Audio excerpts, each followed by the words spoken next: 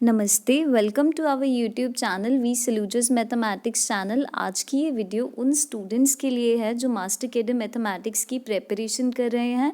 आज की हमारी वीडियो का टॉपिक है ग्रुप थ्योरी। आज की इस वीडियो में हम ग्रुप थ्योरी के कुछ बेसिक्स और मास्टर कैडर में उसके जैसे क्वेश्चन पूछे जाते हैं उनके बारे में डिस्कस करेंगे। तो आज की हमारी वीडियो को स्टार्ट करते हैं। आज की हमारी वीडियो को स्टार्ट करने से पहले हम एक छोटी सी डेफिनेशन देखते हैं जो है बाइनरी कॉम्पोजिशन की। पर उससे पहले अगर आपको हमारी पिछली वीडियोस पसंद आ रही हो तो प्लीज़ हमारे चैनल को लाइक, शेयर और सब्सक्राइब ज़रूर कीजिएगा। तो चलिए स्टार्ट करते हैं। सबसे पहले बाइनरी कॉम्पोजिशन। आप किसी भी ऑपरेशन को बाइनरी कॉम्पोजिशन कब बोल सकते हैं?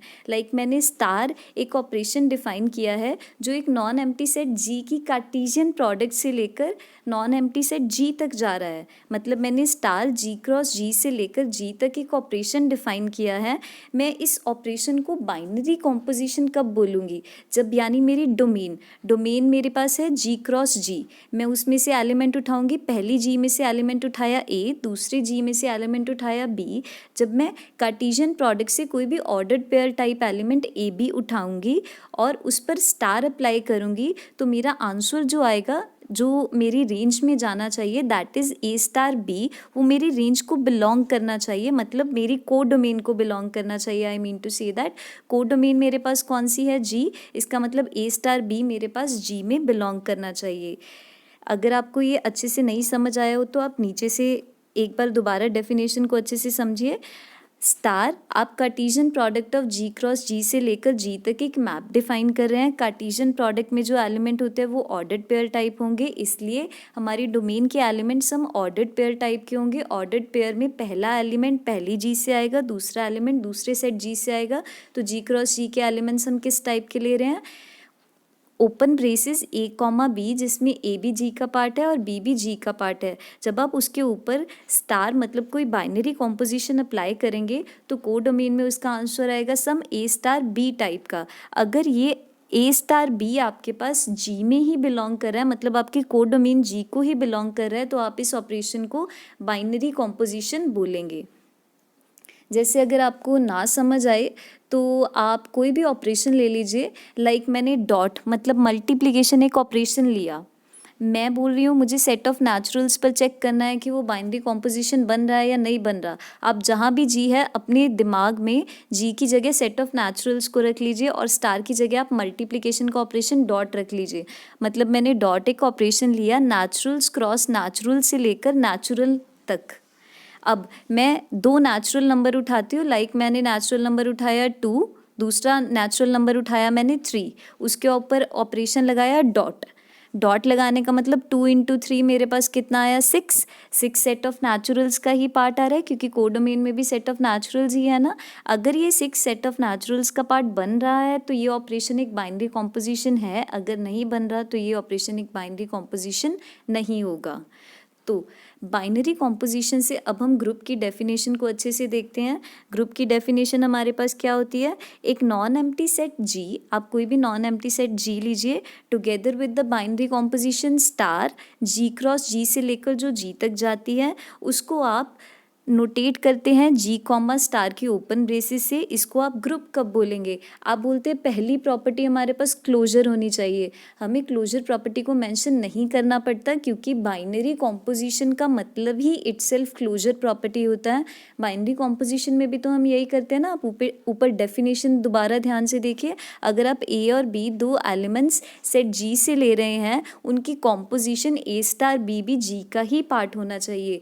तो जब आपने मेंशन कर दिया डेफिनेशन में binary composition non empty set के ऊपर आप लगा रहे हैं तो आपको क्लोजर प्रॉपर्टी को अलग से मेंशन करने की ज़रूरत नहीं होती क्योंकि बाइनरी कॉम्पोजिशन का मतलब ही क्लोजर प्रॉपर्टी होता है। तो हम बोलेंगे एक non empty set together with the binary operation is set to be a group. जब वो कुछ प्रॉपर्टीज़ को सेटिस्फाई करे, उसकी सबसे पहली प्रॉपर्टी होगी जो बाइनरी कॉम्पोजिशन आप पहले लिख चुके हैं, दूसरी प्रॉपर्टी है एसोसिएटिविटी प्रॉपर्टी, तीसरी है एग्जिस्टेंस ऑफ आइडेंटिटी और लास्ट प्रॉपर्टी होगी उसकी एग्जिस्टेंस ऑफ इनवर्स। अच्छा, एसोसिएटिविटी में आपको क्या करना है? आपको उसी नॉन एम्प्टी सेट जी से 3 एलिमेंट उठाने हैं उन 3 एलिमेंट्स के ऊपर ऑपरेशन लगाना है, like a star b star c. आप चाहे पहले पीछे वाले 2 एलिमेंट्स को ऑपरेट कीजिए, चाहे पहले वाले 2 एलिमेंट्स को ऑपरेट कीजिए, फिर तीसरे को ऑपरेट कीजिए, आंसर आपके पास सेम रहेगा। मतलब A star braces B star C is equal to, चाहे आप पहले ए स्टार बी को ऑपरेट कर लीजिए फिर उस पर सी को ऑपरेट कीजिए, answer would be same. Next property है एग्जिस्टेंस ऑफ आइडेंटिटी। अच्छा, एग्जिस्टेंस ऑफ आइडेंटिटी में क्या होता है, आप जी से एक एलिमेंट उठाएंगे नॉन एम्प्टी सेट से, आप उस एलिमेंट को उसी नॉन एम्प्टी सेट जी के किसी और एलिमेंट के साथ ऑपरेट कीजिए, वापस आपका वही एलिमेंट ए आना चाहिए, तो वो होता है ग्रुप की आइडेंटिटी एलिमेंट। मतलब जिसको आप ग्रुप प्रूफ करें उसका आइडेंटिटी एलिमेंट। लाइक मैंने ए जी से उठाया, अगर मेरे पास उसका आइडेंटिटी वाला एलिमेंट भी उसी जी सेट में एग्जिस्ट कर रहा है कि मैं उसको ए के साथ कंबाइन करूँ वापस ए आ जाए, तो उस ई को आप बोलेंगे आइडेंटिटी। तो मैंने वही लिखा है, आप ए जी से लीजिए, मेरे पास जी में ही पक्का एक एलिमेंट और पड़ा होना चाहिए जिसको मैं ए के साथ कंपोज करूँ, मतलब ए स्टार ई करूँ, वापस वो ए ही बनाए। चाहे मैं उस ई को लेफ्ट साइड से ऑपरेट करूँ, चाहे मैं उसको राइट साइड से ऑपरेट करूँ, मतलब चाहे मैं उसको ए स्टार ई लिखूँ, चाहे मैं ई स्टार ए लिखूँ, आंसर ए ही आना चाहिए। लेफ्ट से भी वही आइडेंटिटी होती है, राइट से भी वही आइडेंटिटी होती है। जो ई एलिमेंट ऐसा एग्जिस्ट करता है उसको आप बोलते हैं अपने ग्रुप की आइडेंटिटी।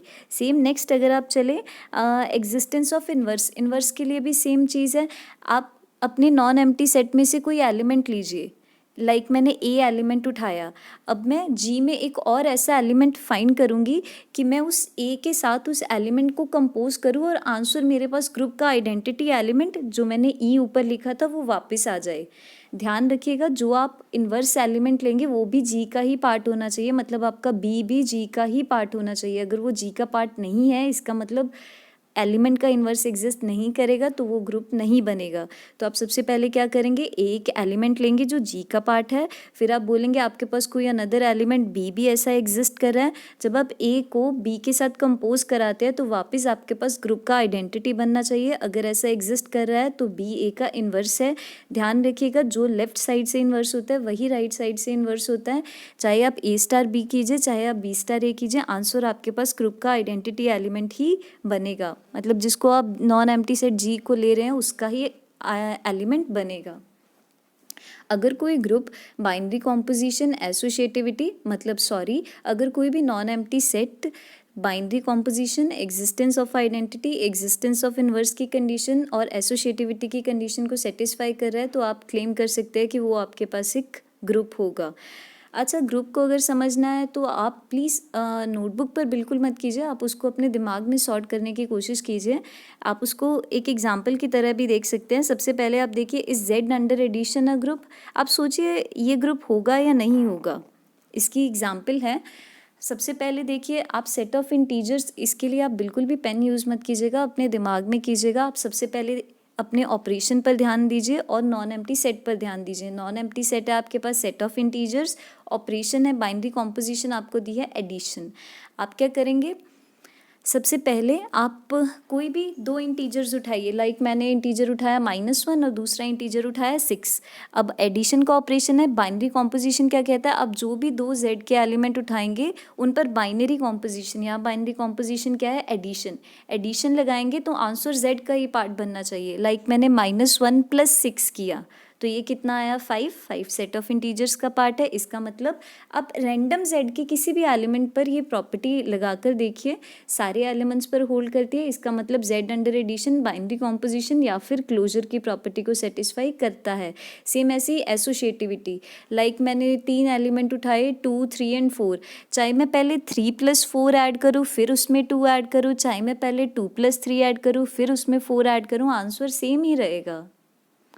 तो एसोसिएटिविटी की प्रॉपर्टी भी एग्जिस्ट करती है। अच्छा, आइडेंटिटी एलिमेंट, मैं कोई भी इंटीजर उठाऊं उसमें क्या ऐड करूं कि वापस सेम वही इंटीजर आ जाए। लाइक मैंने -4 इंटीजर उठाया, मैं इसमें क्या ऐड करूं कि वापस -4 ही आ जाए, वो इस z का आइडेंटिटी एलिमेंट होगा अंडर एडिशन।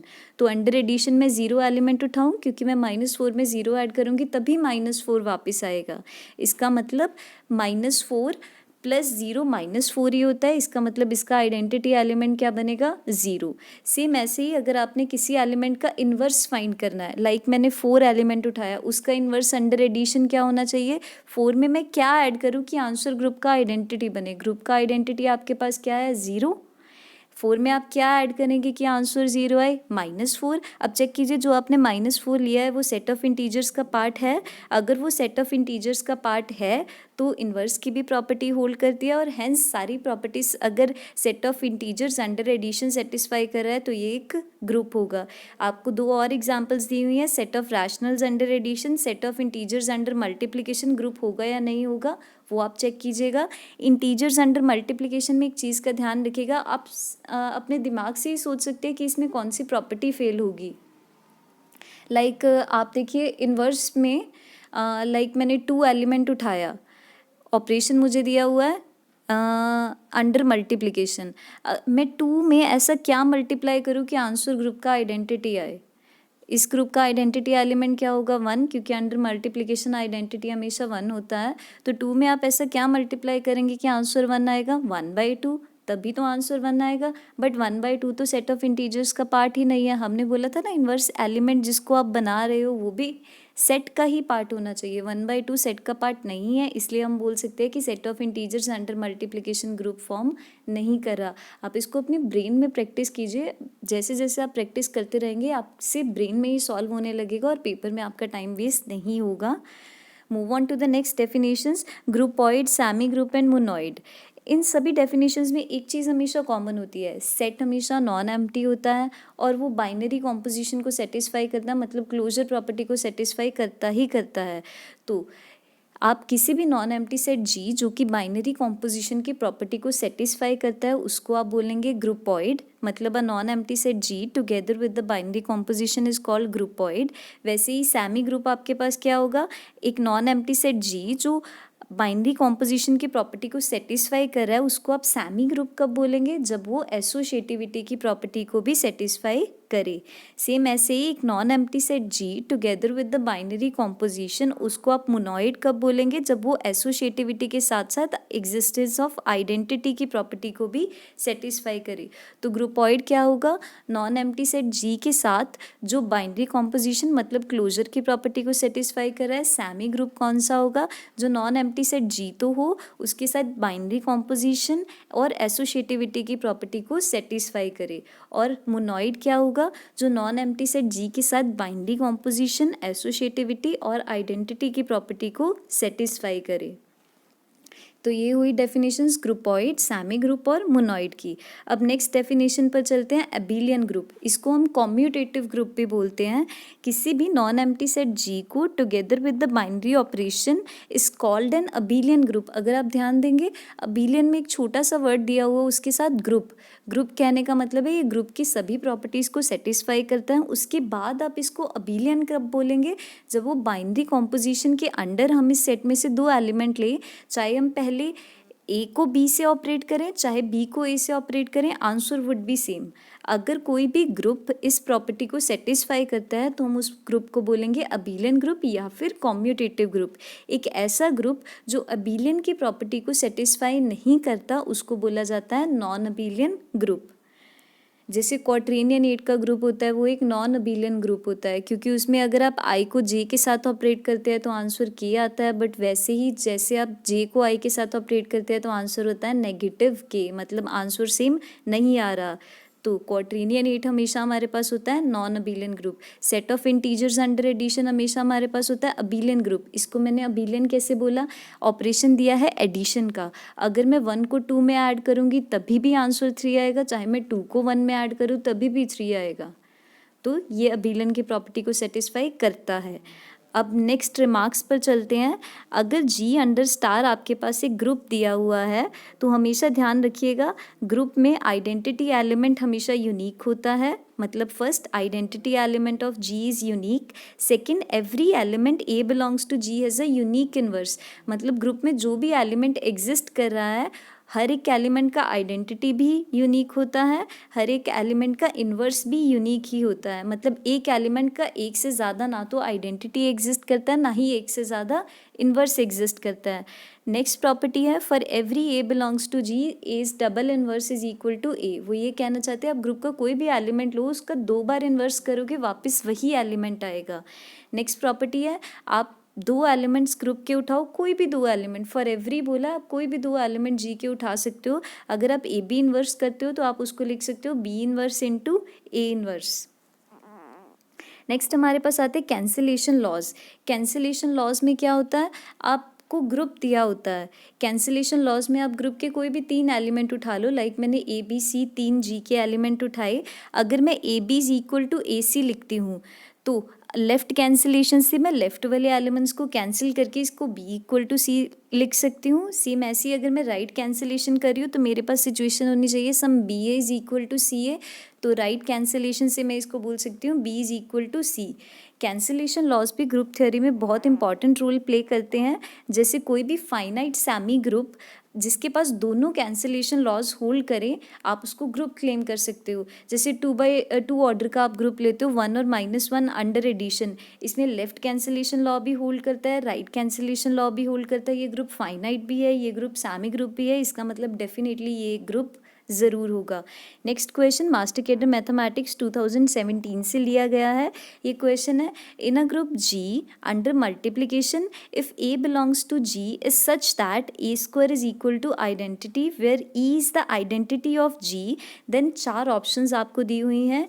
एक है a square is equal to under root e, next option है a is equal to identity, उससे नेक्स्ट ऑप्शन है a is equal to 1/e, उससे नेक्स्ट ऑप्शन है a is equal to a inverse. ऐसे questions में most of the student इसे mathematical equation देखते हैं, लाइक ऐसे देखते हैं a square is equal to identity हुआ तो हम इसको a equal to under root identity लिख दिया तो ए पक्का आइडेंटिटी होगा, तो वो ए या बी में से कोई ऑप्शन सिलेक्ट कर लेते हैं। ये प्रोसेस बिल्कुल ही गलत है। ग्रुप थ्योरी बिल्कुल भी एल्जेब्राइक रियल नंबर्स पर बेस्ड नहीं है, इसमें रियल नंबर भी काम करते हैं और भी फील्ड्स रिंग्स ग्रुप्स काम करते हैं, इसलिए इसको मैथमेटिकली रियल नंबर की तरह मत सोचिएगा। A square is equal to identity कोई मैथमेटिकल इक्वेशन नहीं है, इसका मतलब है ग्रुप के किसी भी एलिमेंट को अगर आप 2 बार कंपोज करते हैं तो वापस उसका आंसर आइडेंटिटी एलिमेंट आ रहा है ग्रुप का। ध्यान दीजिए ग्रुप आपको अंडर मल्टीप्लिकेशन दिया हुआ है। अगर ग्रुप अंडर मल्टीप्लिकेशन दिया हुआ है इसका मतलब इसमें 0 एलिमेंट बिल्कुल भी एग्जिस्ट नहीं करेगा। 0 एलिमेंट मैं इसलिए बोल रही हूँ क्योंकि अगर 0 एलिमेंट होता तो समथिंग बाय 0 इन्फिनिटी हो जाता, तो मैं इन्वर्स ले नहीं सकती थी। तो उन्होंने अंडर मल्टीप्लिकेशन बोला है, इसका मतलब इसमें 0 एलिमेंट एग्जिस्ट नहीं करता। अगर आपको हमारी वीडियो पसंद आ रही हो तो प्लीज़ इसको लाइक शेयर और सब्सक्राइब ज़रूर कीजिएगा। चलिए क्वेश्चन देखते हैं। आपको बोला है a square is equal to identity, आप इसको लिख सकते हैं a into a is equal to identity. अब आप बोथ साइड्स में पोस्ट मल्टीप्लाई कर सकते हैं ए इनवर्स से। आप नेक्स्ट स्टेप में बोथ साइड में ए इनवर्स से पोस्ट मल्टीप्लाई कर रहे हैं। फिर आपको पता है जी एक ग्रुप है तो इसमें एसोसिएटिविटी की प्रॉपर्टी भी होल्ड करेगी। एसोसिएटिविटी की प्रॉपर्टी होल्ड करने का मतलब आप ब्रैकेट्स को शफल कर सकते हैं। आप इसको लिख सकते हैं a into brackets a into a inverse. Identity से ए इनवर्स कंपोज करेंगे तो आपके पास आंसर आएगा ए इनवर्स, मतलब आप इसको लिख सकते हैं a into identity is equal to a inverse. मैंने ए इंटू ए इनवर्स का आंसर ई इसलिए लिया है क्योंकि मैं जी में ई को आइडेंटिटी एलिमेंट लेके चल रही हूँ, जो कि मुझे स्टार्टिंग में क्वेश्चन में मेंशन किया गया है। आइडेंटिटी का मतलब होता है आप उससे किसी भी चीज़ को कंपोज करो वापस वही आंसर आएगा। इसका मतलब ए इंटू ई आपके पास ए आएगा जिसका आंसर आपके पास होगा ए इनवर्स, तो इसका ऑप्शन होगा लास्ट डी, मतलब a is equal to a inverse. अगर आपको हमारा वीडियो पसंद आया हो तो प्लीज़ इसको लाइक शेयर और सब्सक्राइब ज़रूर कीजिएगा। Thank you for watching our video.